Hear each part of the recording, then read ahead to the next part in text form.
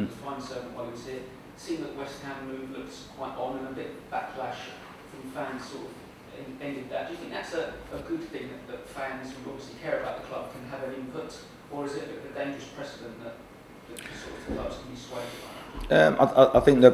I think what you said there is correct in both guys. I mean, obviously, I think to firstly talk about the fans having an input. I think that that they are the club, so it's very important that they have an input. But obviously, the manager wants to pick a team that he thinks is going to help.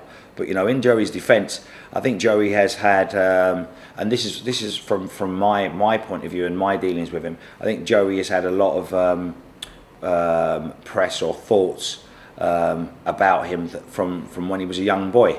And people change. From being a young teenager into adulthood, and then obviously they become family people. And I think if we look at how we talk to our kids now, when you're older, you could be sounding like your dad or your mum. So I think Joey's matured, and I think that sometimes some of the things that are said about him are a little bit unfair and are taken out of context and looking at him as he was maybe 6, 7, 8 years ago when he was a young lad.